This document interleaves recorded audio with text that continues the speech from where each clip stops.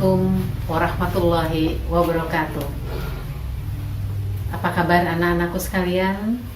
Alhamdulillah, pada kesempatan ini Allah masih memberikan kita umur panjang, sehat, dan terutama kesempatan, karena kita sampai saat ini masih diberi waktu luang untuk menuntut ilmu yang Allah sudah turunkan ke dunia ini. Apa kabar? Masih semangat kan untuk belajar? Ya, Alhamdulillah. Karena Allah selalu akan memberikan rezeki, memberikan jalan apabila kita mau menuntut ilmu. Anak-anakku sekalian, masih ingat pelajaran pertemuan lalu itu kita belajar apa? Ya, bagus adik. Pertemuan lalu kita sudah belajar mengenai surat lamaran pekerjaan pada bagian ya, Tuti? Betul. Pada bagian pengertian, kemudian sistematika, fungsi, dan unsur kebahasaan surat lamaran pekerjaan. Dan pada kesempatan ini kita akan mempelajari tentang sistematika atau unsur-unsur yang membangun sistematika surat lamaran pekerjaan. Sehingga dengan demikian nanti kalian diharapkan mengetahui unsur apa saja yang terdapat dalam surat lamaran pekerjaan. Kalian nanti terakhir pada pembelajaran surat lamaran pekerjaan, kalian bisa menyusun surat lamaran pekerjaan. Oke, sebelum kita mulai pembelajaran kali ini, mari kita bersama-sama membaca basmalah. Bismillahirrahmanirrahim. Mudah-mudahan dengan pembacaan basmalah tadi Allah akan menurunkan rahmat, hidayah, barokah, sehingga ilmu yang kita pelajari hari ini akan Allah berikan keberkahan sehingga bermanfaat dunia dan akhirat. Ya, terkait dengan pembuatan surat lamaran pekerjaan, ini penting sekali untuk kalian ketahui. Kenapa? Siapa yang sudah menyelesaikan studinya di Man Buleleng ini yang akan melamar pekerjaan? Wah, lumayan, ada setengahnya. Siapa yang akan melanjutkan ke perguruan tinggi? Wah, banyak juga. Siapa yang mau melamar yang lain? Maksudnya melamar gadis ya, karena hanya ada dua saja. Ketika kalian keluar dari dan lulus dari sekolah ini, ada dua, melamar pekerjaan atau melamar gadis. Ya, kalau melamar pekerjaan, kalian biasanya dituntut untuk membuat surat lamaran pekerjaan atau mengajukan surat lamaran pekerjaan. Tapi kalau melamar gadis, itu tidak dengan surat lamaran pekerjaan, tapi dengan mahar ya. Ya, oleh karena itu sekarang kita bahas betapa pentingnya surat lamaran pekerjaan ini ya dalam kehidupan kalian nanti, baik setelah keluar atau setelah lulus dari Man Buleleng ini atau setelah lulus dari perguruan tinggi. Nah, apa saja yang akan kita pelajari atau sistematika apa saja yang akan kita pelajari pada kesempatan ini? Ya, surat lamaran pekerjaan itu dibangun atas berapa unsur? Ada yang sudah tahu? Yang Monica 7, bagus. Siapa lagi?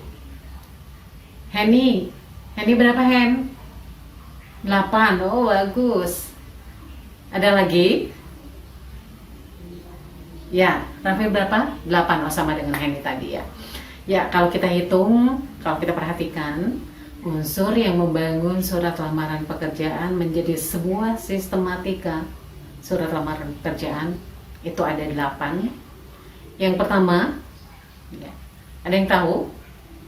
Ya, nama tempat dan tanggal pembuatan surat. Kemudian yang kedua, Betul.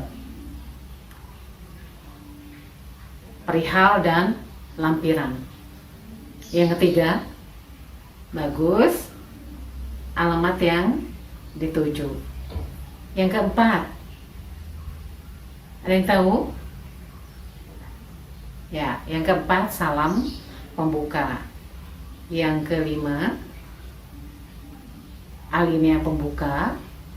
Yang keenam, isi. Yang ketujuh, alinea penutup. Kemudian yang kedelapan atau yang terakhir, ada salam penutup. Kemudian ditambah dengan tanda tangan dan nama, ya, nama jelas atau nama lengkap ya. Kalau nama jelas nanti kalau tulisannya tidak jelas berarti bukan nama jelas namanya ya. Jadi nama lengkap kalian siapa. Baik, kita satu persatu kita lihat ya. Yang pertama, nama tempat, tanggal dan pembuatan surat. Sebagai contoh nih misalnya, Buleleng, tanggal berapa hari ini?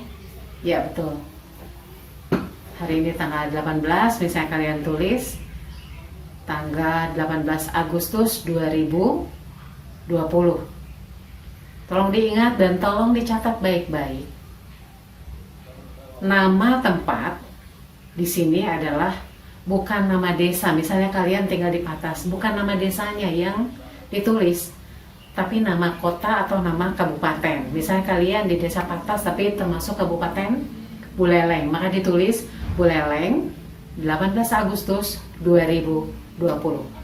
Paham sampai sini untuk pembuatan nama tempat dan tanggal pembuatan. Kemudian bulan Agustus itu tidak ditulis dengan angka, tapi ditulis dengan ya nama bulannya, Agustus.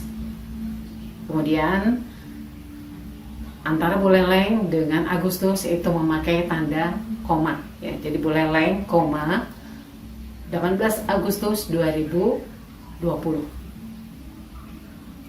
Kemudian kita lanjut ke bagian yang kedua, yaitu perihal dan lampiran. Perihal ini tentu saja tentang lamaran pekerjaan. Sementara kalau lampiran itu berapa banyak, berapa lembar ya, lampiran yang kalian sertakan dalam surat lamaran pekerjaan tersebut. Jadi itu tergantung jumlah yang diminta oleh instansi atau lembaga terkait yang kalian tuju untuk melamar pekerjaan. Kemudian berikutnya yaitu tentang, ya betul, tentang alamat yang dituju. Alamat yang dituju biasanya kalian menulis kepada yang terhormat atau kepada saja. Siapa yang tahu? Ya, bagus. Tiga-tiganya bisa digunakan. Yang pertama, kepada, itu kalau sudah kata kepada berarti bukan nama orang ya, tetapi nama PO Box, misalnya kepada PO Box sekian ya. Kemudian kalau yang terhormat itu sudah menunjukkan atau yang dituju itu langsung jabatan atau orangnya ya. Misalnya yang terhormat manajer perusahaan inti rakyat misalnya ya. Kemudian jalannya juga harus lengkap, di jalan apa yang harus menjadi catatan. Keterangan jalan itu tidak disingkat JLN, tapi langsung ditulis jalan seperti ini ya. Jalan Sahadewa nomor 14, tidak ditulis di tempat. Nah, pada umumnya kesalahan yang sering dilakukan itu menuliskan alamat yang dituju kemudian di tempat, kemudian T-nya memakai huruf kapital ya. Padahal langsung saja tempat yang dituju itu misalnya Jalan Sahadewa nomor 14 Denpasar misalnya ya. Jadi bukan di tempat ditulisnya, itu salah. Kemudian berikutnya ada kata salam pembuka. Ini tergantung, kalau pada umumnya biasanya si penulis surat lamaran pekerjaan itu menulis dengan hormat secara umum. Tapi kalian juga tidak salah kalau menuliskannya salam pembuka itu misalnya Assalamualaikum. Ya, asal sudah jelas bahwa yang dituju dan kalian sudah tahu bahwa itu adalah lembaga yang bercirikan Islam ya, tapi yang paling aman itu dengan menggunakan dengan hormat, itu yang paling umum. Dan penulisan dengan hormat jangan lupa D-nya memakai huruf kapital, kemudian hormat, H-nya huruf kecil, kemudian jangan lupa memakai tanda koma.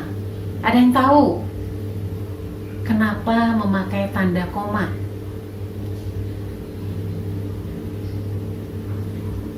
Bagian dari kalimat, bagian dari paragraf ya.